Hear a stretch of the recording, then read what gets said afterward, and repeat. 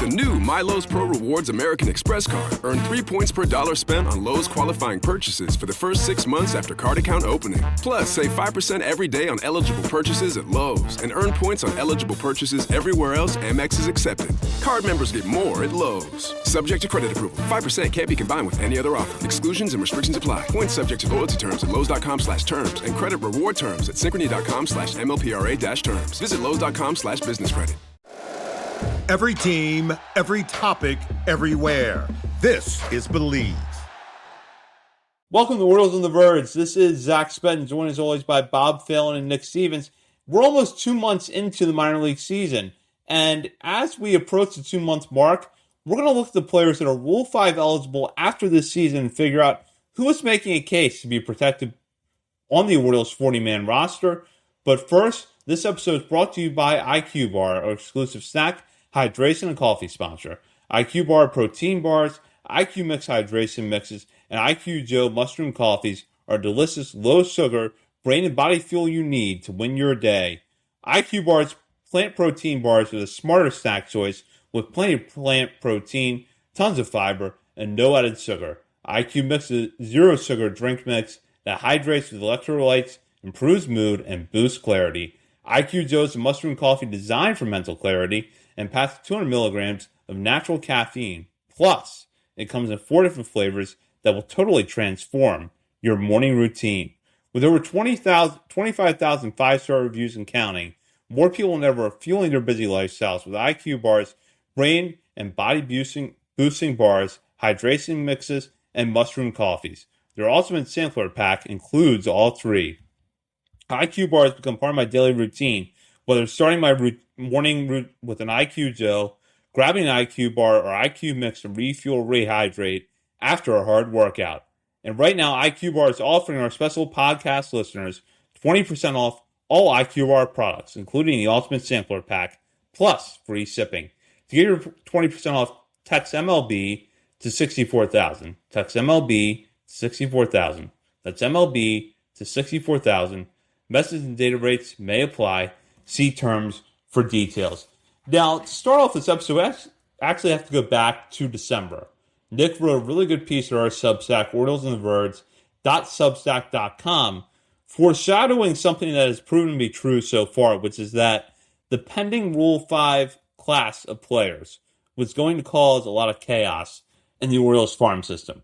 Nick dropped this piece before the St. Baz trade, which sent Michael Ferret to the Rays. Ferret was one of the top prospects that was going to be Rule 5 eligible this offseason for the first time. And then later on in the offseason, the Orioles shipped Wellington Arcina to Diamondbacks as part of the package that brought Blaze Alexander to Baltimore. So 2 prospects that were in the mix traded this offseason, but there still are a lot of unanswered questions to this group, and that's even despite the fact that on top of those 2 trades, the Orioles have already taken care of one of the big assignments from that group by adding Trey Gibson to their 40-man roster.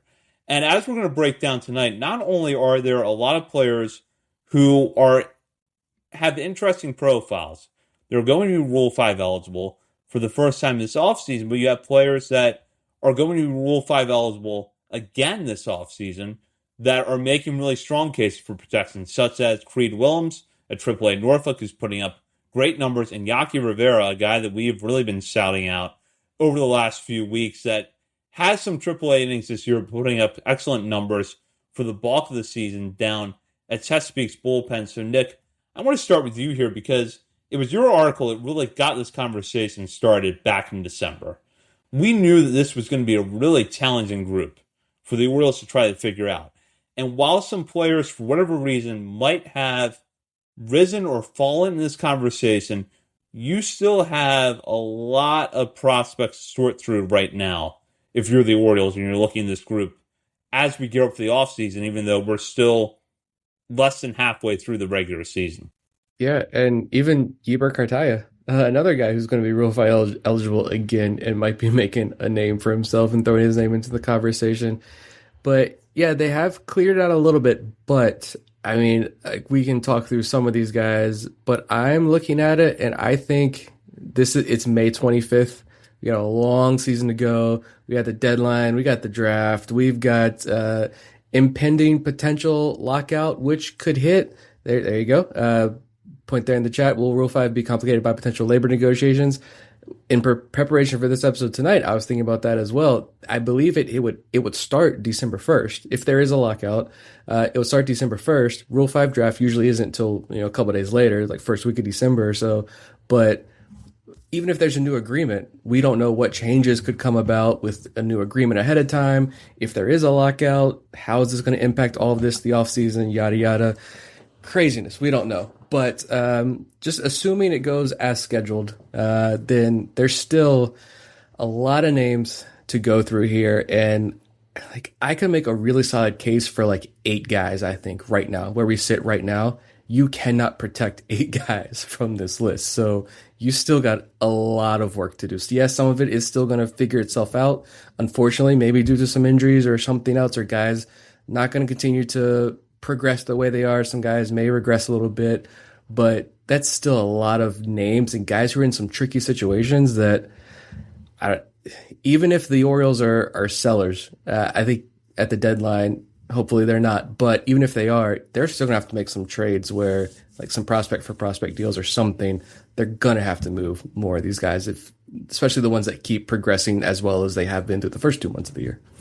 Especially considering it's an organization that just hates to give away talent for free, for nothing. So, if there is one criticism, I think even we could have had in the past few years, it's that they're holding on to guys trying to eke out every ounce of value. And then by the time you do move them or move on from them, maybe you could have gotten more a little bit sooner. But yeah, I don't think, like you said, even if this is an organization that has another free fall and has to sell and just look ahead to the future, it's so many guys that have to be added that, yeah, like you said, it'd have to be prospect for prospect or prospect for guys with control that are close to the majors or in the majors. So it's going to be really, really complicated because there are a lot of names on here that I like that I would hate to see traded, but I also hate to see left off and then scooped up somewhere else. And this whole thing, Peyton Neals, you wrote an article about him on Substack, which he's been killing it since he got healthy and got back to Norfolk. He's getting on base. He's not hitting for a ton of power, but he's got some doubles and he's got 1 home run and can play a solid second base, I believe. So would love to see him get a shot at some point this year, but he's not Rule 5 eligible until after the 2027 season. So that to me says, unless it's a real emergency, he is not coming up in 2026 to help the major league team. That brings up another point too when thinking about all of this though, is could Eels, like, is there anybody on this list that's Rule 5 eligible? Infielders maybe not, but could he jump somebody in the line? I think maybe more with the pitchers. You're looking at Joseph Giroux, we just talked about, JT Quinn, like some of these other guys. Could they jump some of the Rule 5 eligible guys where you're like, no, we are hoping Giroux is going to be on the roster in 2027. I don't know. I think that just adds a whole another mix, especially, and you bring in another draft class as well right after that. Like, I don't know. They've reached this point though where every year, at least for the next couple of years, I think, unless there's just a ton of movement, we're going to be having some wild, deep conversation about the Rule 5 class every year, but which is good. Yeah, it's definitely a good problem to have. It's a problem the Rays have had, and look at them coming into the season. They're the only team we weren't worried about in the AL East, and they're in first place by a mile. And just continue to be a well-oiled machine, and they constantly have these tough decisions to make and figure it out. But yeah, I don't envy the front office's job of trying to figure out how to manage this whole situation, because it's hard enough for us on the outside. Yeah, and I tried to break it down today looking at this group. Now, Trey Gibson's already been protected with a 40-man roster spot. He's already made his major league debut.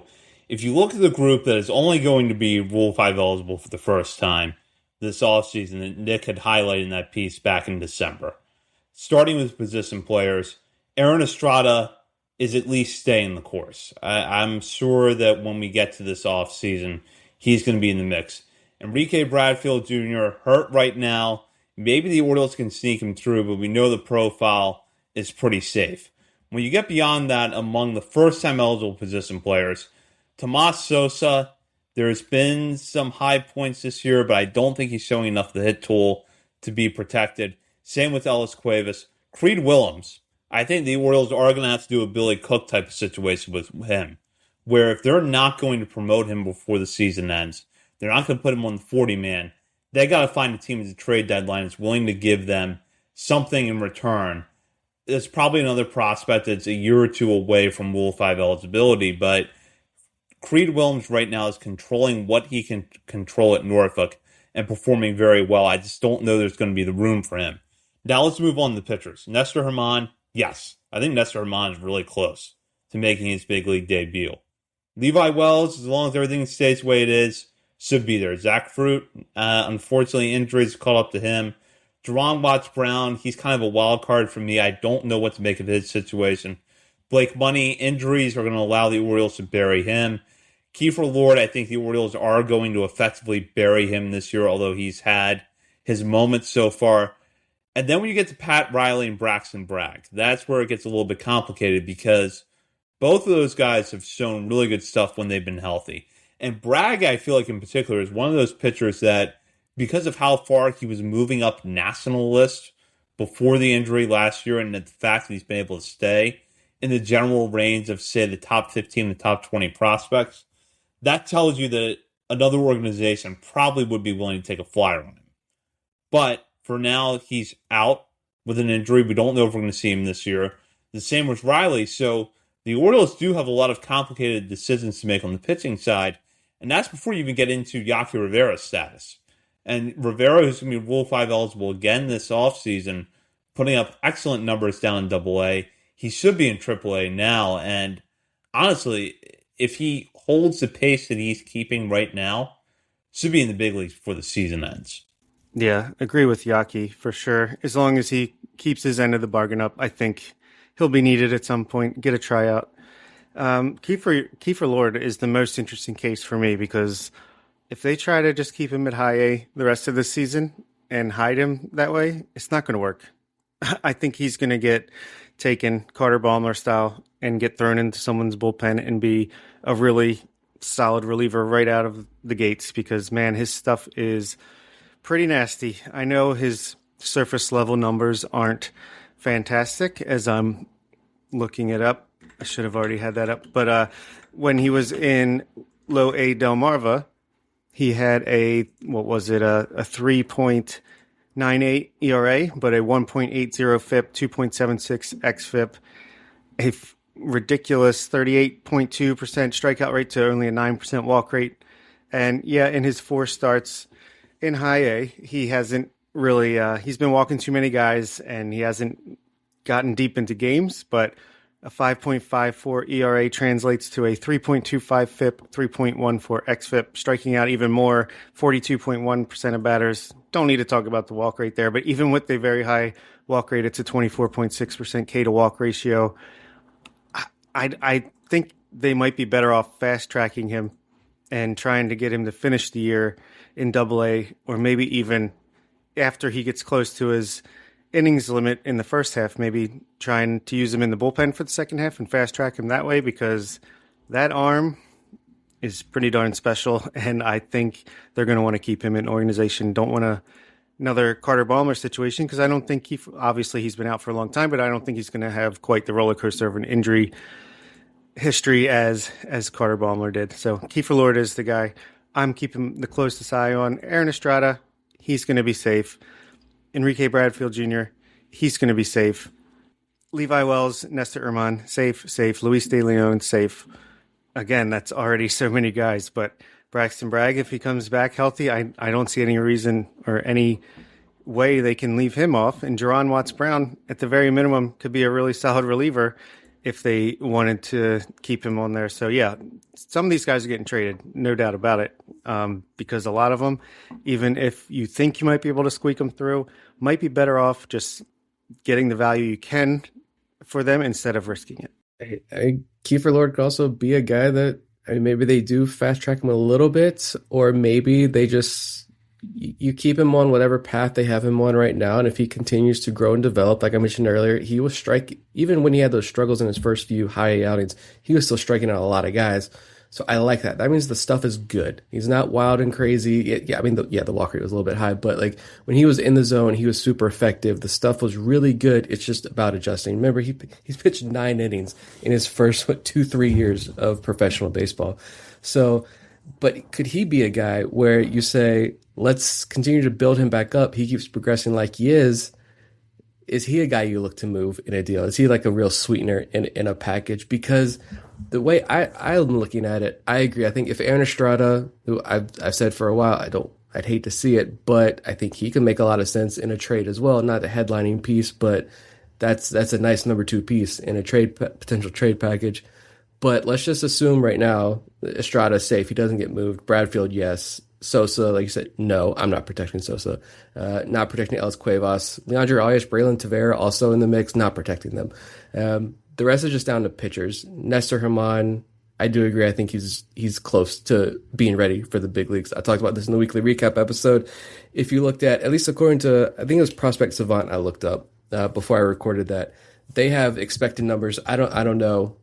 Take these with a grain of salt. I don't know how accurate they are, but he has expected batting average, expected WOBA, so a lot of expected stats on the player cards there. And Nestor Herman's expected numbers are much better than his regular numbers, and even they're not terrible at all. They're a lot strong. He's striking out 28% of hitters this year, same as last year. The walk rate is up, but I mean, it's a 222 expected average against and an ex-WOBA that is like 50 points lower than his WOBA. So I think Herman with a little bit more consistency is pretty close. Levi Wells, I feel pretty confident in. I feel more confident now than I did before with Wells. He's on the IL, but I don't think it's anything serious. But the walk rate continues to go way down. It was 10.5% his first year, down to 9%. It's 6.9% this year. It was 14% in his 20-something AAA innings last year. So it's just in AAA alone, it's down from 14% to 6.9%. The crazy thing with Levi Wells is just I don't understand the pitch mix this year. It's like he threw 30% fastballs last year. It's 56% fastballs this year. But velo, I think on all of his offerings, except maybe the sinker, I think it was, according to Fangraphs, velo's up across the board for Wells. I see guys like Herman and Levi Wells, if you think they can contribute now, I think that provides more value for a guy like Kiefer Lord, who do you say, do we kick that can down the road and move him for a major league piece, or does he get, I wouldn't move Kiefer Lord for another prospect. I think he would be a guy, if you trade him to help get a major league piece. But I don't know. I'd be very curious to hear other teams' perspectives on like how they would rank Herman, Wells, Kiefer Lord and view them. That would be a lot more helpful, obviously, but and you've got those two guys in Herman and Wells who are really close. You've got Kiefer Lord, who maybe you could stall a little bit and try to hide him. Maybe it works, maybe it doesn't. Luis De Leon isn't having the year he had last year, but that's a guy that stuff, like, man, you either got to trade him or protect him. But it's the weird situations for me are Bragg and Riley. Because, yeah, I agree. Bragg, like, if he comes back, he could go out to the Arizona Fall League as well and get some time out there. That's a potential big league starter. I mean, that was a consensus opinion that this guy could be in competition for a rotation spot next year if he's healthy. There's no setbacks and he comes back strong. And Riley, I think Bragg has a higher ceiling, much higher ceiling, more potential to be a big league starter. But Riley, you put him in the bullpen, let that fastball eat. That could be a really interesting option as well. But with both of those guys, their trade value can't be much at this point. Coming off the injury, that's what makes all of this tough as well. We're not gonna have answers on May 25th, but my God, I agree with you. I don't envy the decision makers here, because how do you balance this? And I don't know. It's a lot. And I know, like, we're dismissing Tomas Sosa out of hand. That's not because, like, I personally think he's made real strides this year, even though the baseline numbers aren't fantastic. I think it's like a high 600 OPS right now, but strikeout rate is way down. I see positive signs there that by the end of the season, he could get to a really good spot as a prospect in his organization. But in the Rule 5 draft, I don't think teams are going after a double-A outfielder, almost no matter how good they're performing. So just don't think you have to worry about it. That's why we're dismissing him, not because he's a bad prospect or anything. How many AAA outfielders do you see like, oh, look at those numbers, I would I think you could probably take him, and they've gone You're right. unpicked like Yep. 3 straight years. Yeah. No.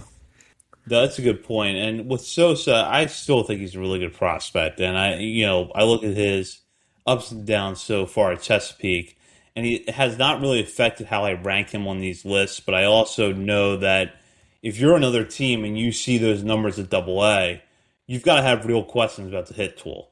And if he's not going to be able to hit, and he's not a plus defender, it's going to be really hard for him to stick it on a roster. Whereas somebody like Enrique Bradfield Jr., he might not hit for you, but he's going to play a good center field and he can run well.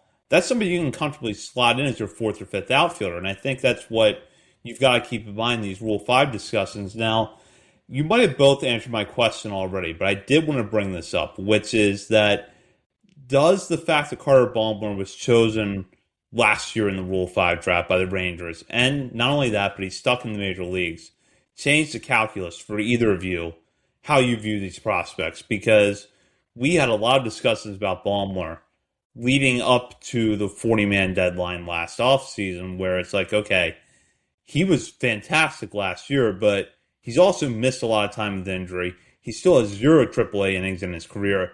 Can the Orioles bury him? And I sense that's what they tried to do. They protected Reed Trimble. Trimble has missed has missed time with injury this year, but when you look at Baumler, I do think the Orioles thought that they could probably bury him in Double A. The Rangers really liked what they saw, and so far the Rangers have been justified in that. But as you look at the other prospects, in particular pitching prospects, does that change the calculus for how you think the Orioles should view these players or how you're viewing these players in terms of whether or not to be protected? I think Kiefer Lord is actually a really good case study for that. I mean, if I could put hindsight 2020 glasses on, I would have kept Trimble off and put Baumler on. But to be fair, Baumler's only pitched 5 2/3 innings at the major league level. I think he's been on the IL for almost 2 months now. So nothing new really with him. He's like a Hunter Harvey type of guy where when he's healthy, he's going to be good. When he's not healthy, obviously, he's not even going to be available. So, yeah, I don't know if – I think it's just one of those things where sometimes you're just going to have to gamble because there's no other option. And maybe they wish they could have traded Baumler at the deadline. But, again, they were in a huge sell-off mode, fire sale mode. Don't think that was really top of mind. But maybe if you do have that – time machine, you go back, you either try to trade him or you protect him, but it doesn't really change a ton for me. And like, what was his value going to be out there on the trade market? I don't think it really changes the calculus for me. Maybe a little bit with Kiefer Lord, but like I can't do this like live right now, but I would need to sit there and compare like Baumler stuff to Kiefer Lord stuff. Like the full profile, like does Kiefer Lord stuff match up to Carter Baumler? Injuries aside, just the raw stuff, does it match up? Like off the top of my head, I would say probably not. Like not saying it's bad at all; it's very good. But Carter Baumler had some truly elite stuff. My gut right now on May 25th, my gut says slow play it with Kiefer Lord and risk it. But that's because Riley and Bragg, I don't see you being able to trade, and I do think they deserve shots. And another wild card here, I do agree with like Jerron Watts-Brown. He hasn't shown anything that we wanted to see from him since the trade. Started the year hurt. His first couple of outings back in Double A have just not been good. He's either walking a bunch of guys or he's giving up like 3 home runs in a game. And that we've talked a lot about that fastball being the separator, right? If he's teetering that reliever starter line, but we need to see more from the fastball to feel more confident about his starter profile. But he hasn't shown us more with that fastball. So like Jerron Watts-Brown is a guy who I'm not really looking to protect right now. But honestly, Blake Money, talking about injured guys, Blake Money's going to be out for the year. We're not going to see him pitch a single inning this year, but he had 60 something, almost 70 innings, I think, in Double A last year. They were very good. You go back to John Mioli on this show or after show, I don't know. We've had some conversations with John where John has said like there are scouts from other organizations who are like, Blake Money's a dude. Like, Blake Money should be, why is he not ranked on Orioles prospect list? So if he has some fans in other organizations, again, injured pitchers are a common commodity in the Rule 5 draft. So could Blake Money be a guy? I think that's a tough one you got to look at because a team could easily stash him and IL him, but you can't protect 8 guys. You're not going to be able to. So I don't know.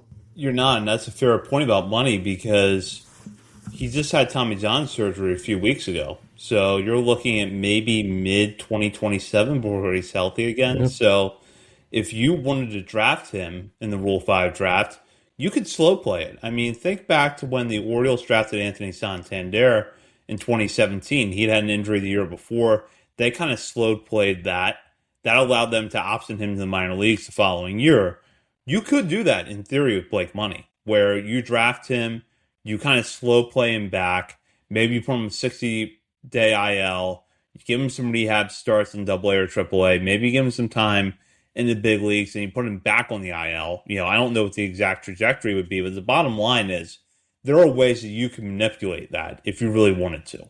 I got to go to Enrique Bradfield Jr. real quick, though, because I know that this is a player that a lot of Orioles fans like to debate because there is still a lot of kind of polarizing reactions to whether his career has gone so far. I think that up until the injury at Norfolk, he was performing reasonably well. I thought the bat looked fine.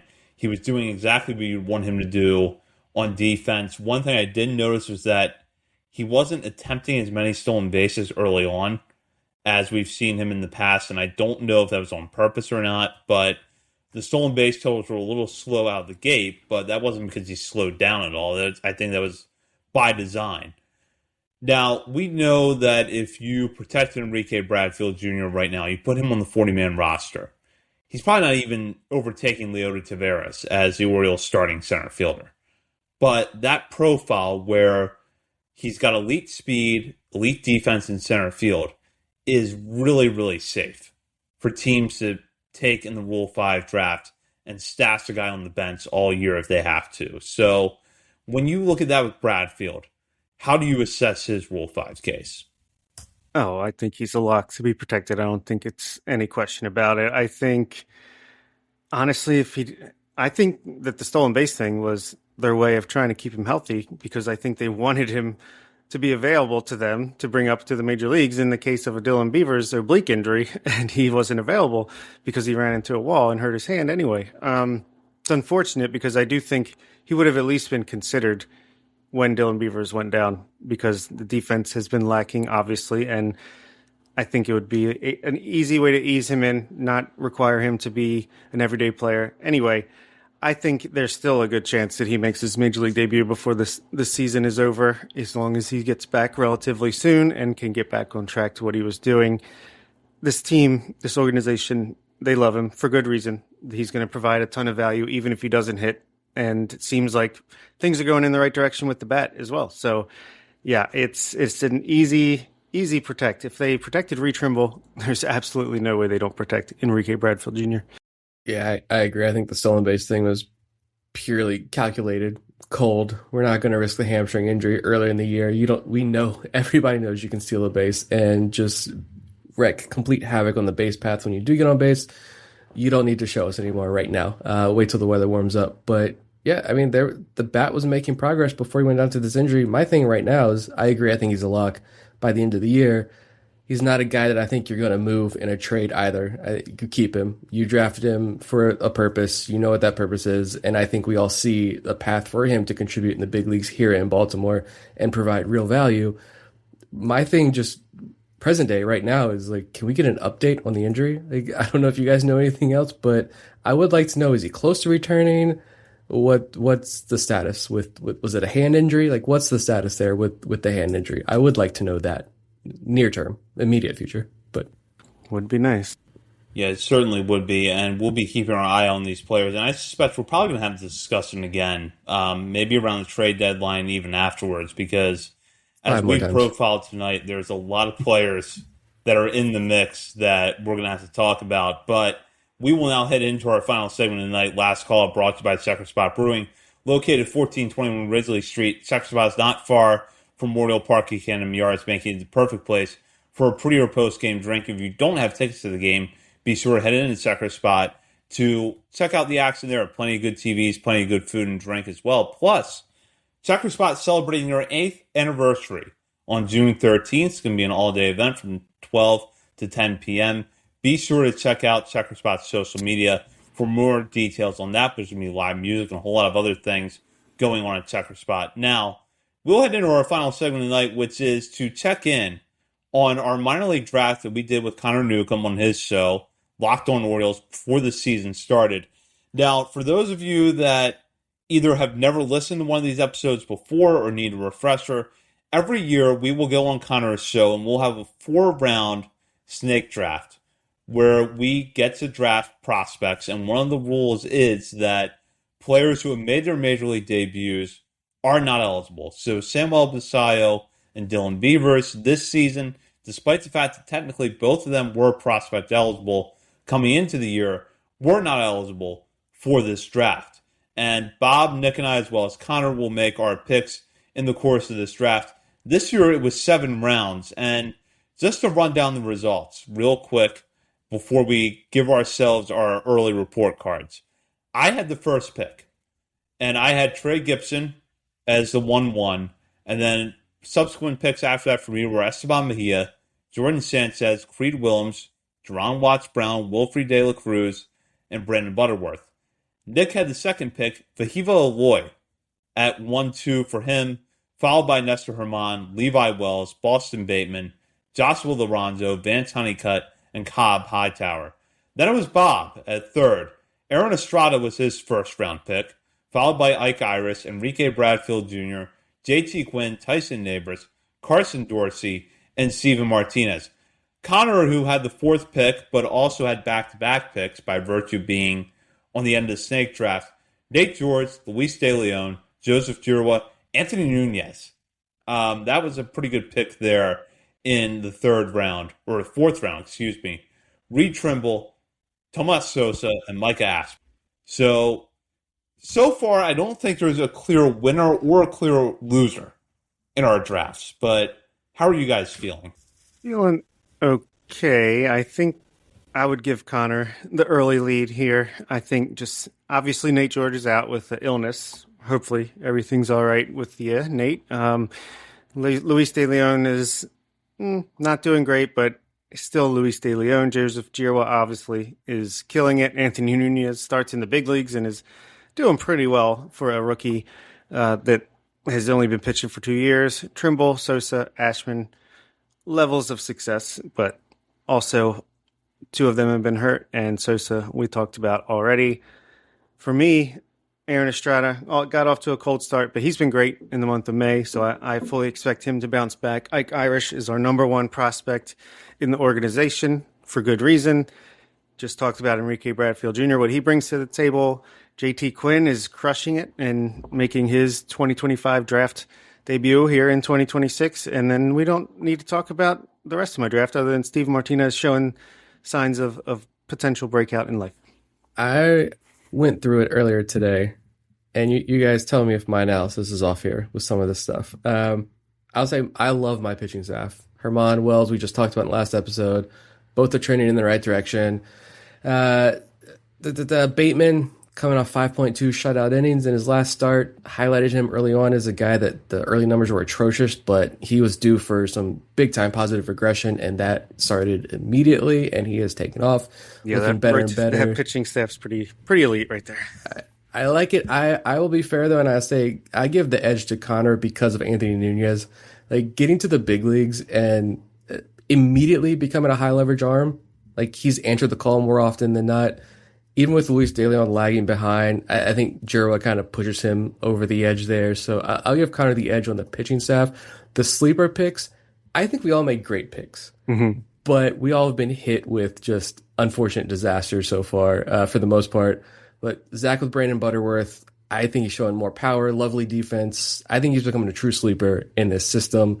Cobb Hightower was my pick, and it was hitting very well early on, and then goes on the IL. I've heard some depressing things since the injury, but don't have any confirmation there. So I don't know. Please come back this year, and let's hope it's not worst case scenario. But Steven Martinez is the only healthy one right now. Bob's pick, and he's trending in the right direction. It's like minimal highs.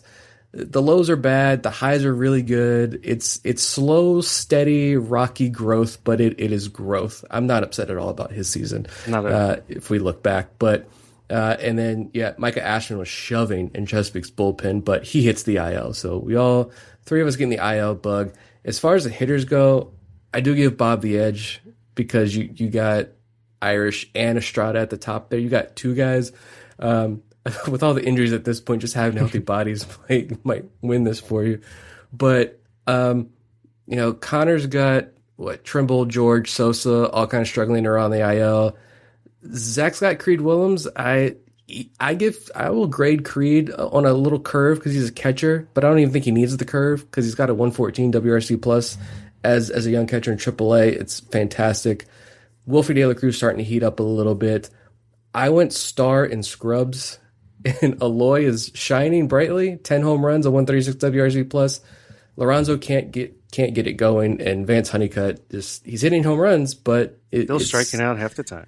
Yeah, it's not doing a lot else. I don't regret hitching my wagon to Eloy, my favorite prospect in the system, and then shooting the moon with Lorenzo and Honeycutt, but not working out there for the rest. But I think, I agree with Zach that I just think we're all one good breakout away from like truly running away with this thing. So a lot of baseball left to be played, but I think we've all got some positives, and hopefully it's going to be fun to look at this in a couple more months again. You're listening to this podcast, so I know you've got a curious mind. Here's a helpful fact you might not know yet. Drivers who switch and save with Progressive save over $900 on average.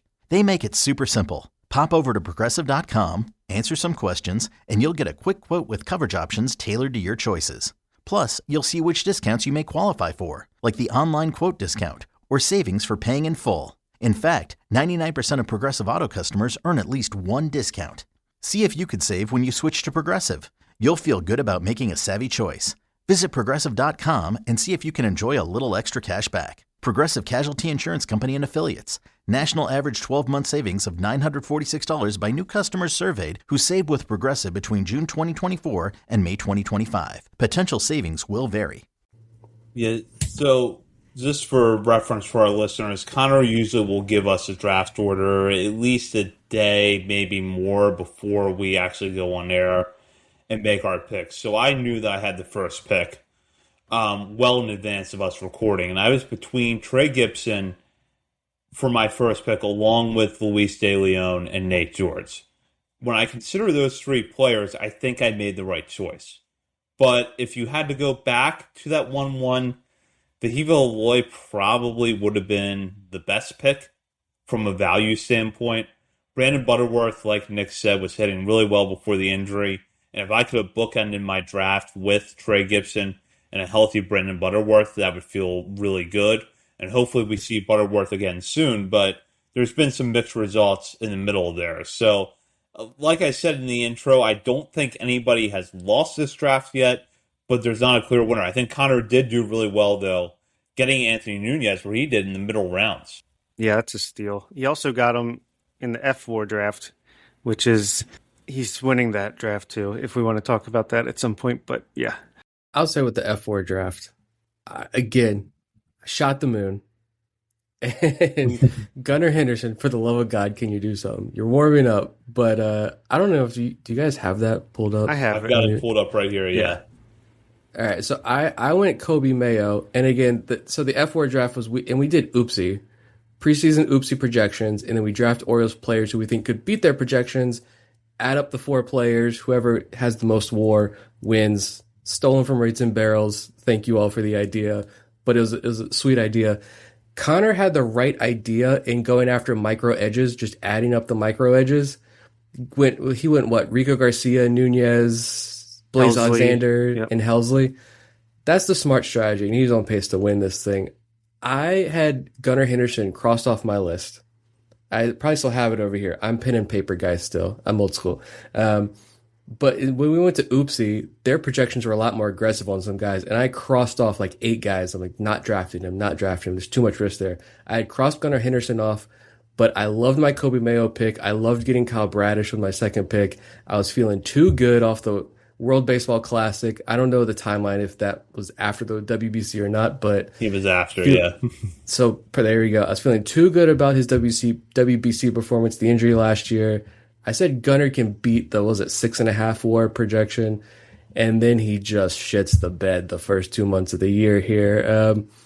So I don't think I'm going to win this thing, but whatever. It was preseason, and I like being optimistic. Yeah, I think you had the highest projected WAR, 10.3 combined between the four players. Bradish and Gibson are looking pretty good for you because it seems like Gibson will get enough playing time to beat his 0.1 projection. Yeah, so you have 10.3 projected, currently 1.5, and Gunnar does have 1.2, but he's got a ways to go to catch up. I had a projected 6.6 WAR. Samuel Basayo, 2.4, is currently at a 0.7. I like the way he's directing his season. Trevor Rogers was projected for 1.7. Somehow is still positive at 0.4, so we'll see what happens there. Jackson Holiday, 2.5, but he was hurt longer than I expected. And then I have Enrique Bradfield Jr. projected at 0. Connor, he only was projected 1.7, and he's already at 1. Rico Garcia, 0.8. Anthony Nunez is already at his projections, 0.1. Ryan Helsley, even though he's on the injured list, he's a third of the way there to his 1 WAR projection. And Blaze Alexander actually has negative 0.2, but he was only projected 0.6. So good chance he catches up to that as well. And then, Zach, you were projected 8.2 F4, and you currently have 1.6. Taylor Ward, he looks like he's in line to at least meet and maybe surpass his 2.8. Colton Cowser, hey, if the last 2 days are any indication, he might be able to get there to his 2.6. Shane Baz was projected at 2, currently at 0.5. Chance to get there. And then Dean Kramer has been hurt, but he was projected 0.8. Yeah, when I looked back at my list, I was pleasantly surprised that no one has a negative F4 because I was expecting to see that there. But when I took Kramer, at the time he was in AAA, and his projections had taken a hit after he was optioned in Norfolk, but I felt like he'd be able to get past that. I will say that I think Connor's approach of kind of going at the margins of the roster is going to give him the advantage here. But looking across the rest of this group, I never felt like my draft was really aimed at ceiling. It was basically like I had the last pick. I probably had the highest floor of the group. And so far, I think that's kind of where my team has ended up because I don't have anybody with negative F4. But I don't know that I see the group that I have getting significantly better. Whereas I feel like between you, Bob, Nick, Connor, there's going to be some increases in the next few months, especially Bob with Basayo. I mean, what if he ends up cracking 3 F4 this year? That would be fun. Yeah, I think Connor's probably going to run away with this, but I think if Gunnar can get his head out of his rear end and be Gunnar Henderson, Nick could have a chance, and I might have an outside chance. And honestly, if Dean Kramer gets healthy, who knows? He could start 17 games the rest of the season. But yeah, I'm taking this year as a learning experience. I'm going to be fully prepared for next year's F4 draft, and we'll see who can draft the lowest projected F4 going into the season. Hey, if everyone should be cheering for me, because if I win this thing this year, the Orioles are a playoff team. So I'll hang my hat on that. That's a good point. I also want to point out no one picked Adley Rutschman. No one picked Pete Alonso. So that tells you how complicated this is. Now, Bob, this was your idea. So now that we're assessing it here, Memorial Day weekend, are we bringing this back in 2027? If so, is it going to be the same rules, or are we going to have a little bit longer draft? What are you thinking? Yeah, we got to do more rounds. We gotta widen this thing out. 10 rounds each. No, I don't know how many rounds, but probably at least 5, I would say. No more than 6. But I think we should bring it back. Set it and forget it. It's kind of fun. Check in every once in a while and see how it's going. We need a trophy for something.